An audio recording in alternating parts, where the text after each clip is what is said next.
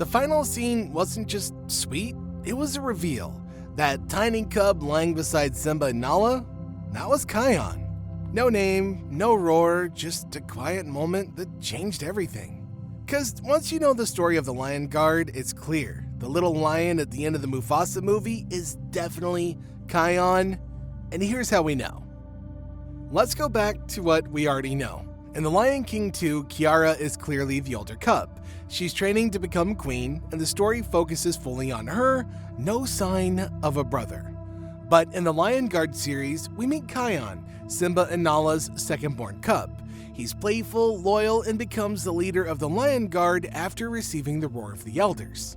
And it fits perfectly, because in the show, Kion is younger than Kiara. That means when The Lion King 2 begins, Kion is either a baby or hasn't been born yet. So when the Mufasa movie ends with the birth of a cub after Kiara's already around, it lines up with Kion's timeline exactly. Okay, here's the big question that fans always ask. If Kion is so important, why isn't he in The Lion King 2? Well, that's easy, because during the events of that movie, Kion wasn't in the Pride Lands. In The Lion Guard, he gets bitten by a venomous snake named Ushari. The venom scars his face and starts affecting his mind. His emotions spiral. The roar becomes harder to control. So Rafiki gives him a choice: stay and risk everything, or leave and find healing. Kion chooses to leave. He and his Lion Guard set out on a journey to a sacred place far away, the Tree of Life. Now, this wasn't a short trip by any means. It takes a long time, which is why he's not around during the conflict with Zira in The Lion King 2. Now, at the Tree of Life, Kion has his own adventures. He meets new friends and tough enemies. He learns how to master the roar. He heals. He grows as a lion. And while he's away, Kiara's story unfolds back home. She meets Kovu, she faces Zira, she becomes the leader she was born to be. 2 stories, 1 timeline. Disney never had to erase Kion from The Lion King 2, he was just elsewhere. So when Disney ends the Mufasa movie with a newborn cub beside Kiara, it's not just a nod to the future, it's a connection. That cub has golden fur. He's tiny, peaceful, and surrounded by love. Kiara looks on proudly. Simba and Nala lean in close. They don't say his name, but they also don't have to. That cub is Kion, and that moment is the beginning of his legacy. Kiara was born to rule, Kion was born to protect. She leads with wisdom, he leads with strength. Together, they're the perfect balance, the future of the Pride Lands.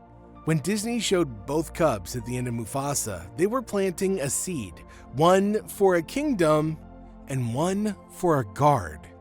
That tiny, roarless cub, he'll one day hold the roar of the elders. He'll face Scar's spirit. He'll meet Queen Rani. He'll leave. He'll return.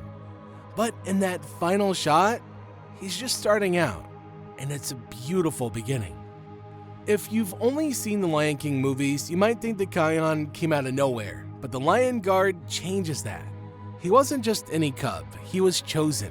The roar of the elders, an ancient powerful gift, was passed down to him when he was just a kid. He didn't ask for it, he didn't chase it, but it came to him anyway. Why? Because even though Kiara was first in line to be queen, Kion was meant to protect the Pride Lands in a different way. His role was more about battles, bravery, and balance, and Disney gave him that spotlight in The Lion Guard. So when the Mufasa movie ends by showing Simba and Nala with not 1 cub but 2, Kiara already walking and a baby just born, it's more than a nice ending. It's the beginning of Kion's arc. One of the biggest clues that ties everything together is the scar. In The Lion Guard, Kion gets bitten by the venomous snake Ushari. The poison messes with his head and leaves a mark on his face, right over his eye. Sounds familiar, right? Yep, that's the same place where Scar had his. Now, here's where it gets a little emotional. Scar let his pain turn into power. But Kion, he almost did the same. He started losing control of his roar. He got angry, impatient, like he was turning into Scar without even realizing it. But then something big happened. He stopped. He heard Mufasa's voice. Stay true to who you are. Don't fight fire with fire. He remembered who he was, and instead of using the roar to destroy, he used it to forgive. That choice, that decision to lead with heart instead of rage, is exactly what made him a real leader. And that's why he's so important to this entire universe. While Kiara was growing into her role back home, Kion was miles away, becoming someone new. At the Tree of Life, he met Ronnie, the strong-willed leader of the Night Pride. At first, they clashed. She thought he was reckless. He thought that she didn't understand him. But little by little, trust grew. Then friendship, and finally, something more. He didn't just heal at the Tree of Life. He found love. He found peace. He found his path. So when Disney ends the Mufasa movie with a new cub beside Kiara, they're not just wrapping up a scene, they're setting the stage for Kion's next chapter. Because that little cub, he'll one day be a king too, just not in the Pride Lands. So why didn't Kion show up in The Lion King 2 originally? It's simple. The Lion Guard series came years later. Disney hadn't created him yet, but when they did, they made sure his story fit perfectly into the timeline. They didn't retcon anything. They didn't replace Kiara, they just added more depth. It's like two puzzle pieces finally connecting. Kion didn't need to be in The Lion King 2 because his story was always meant to run alongside it, not inside of it. Some people say the cub could be somebody else, maybe a future lion we haven't met, maybe just a background detail. But come on, let's connect the dots. The cub appears after Kiara. The cub's not named, leaving the mystery open. The Lion Guard already established Kion as the second born. And Disney has been very careful about keeping timelines neat lately. They're not just dropping random cubs at the end of their movies. They're connecting stories. That's Kion, that's the roar, that's the future. By tying Kion into the Mufasa movie, Disney isn't just honoring the past, they're building the future. This means we might one day see a Tree of Life spinoff, maybe a grown-up Kion movie, maybe a return of Ronnie, maybe even a reunion with Kiara, now Queen of the Pride Lands.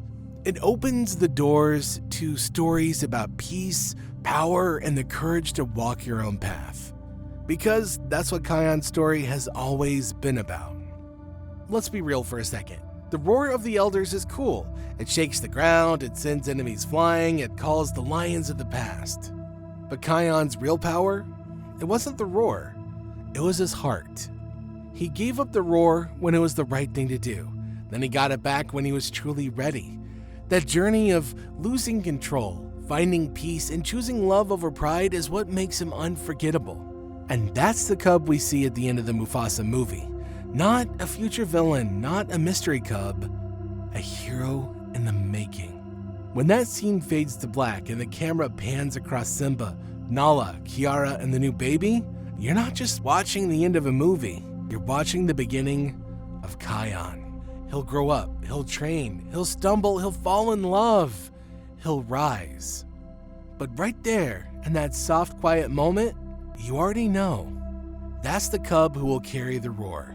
The cub who will face the darkness. The cub who will one day say goodbye to it all and choose his own destiny.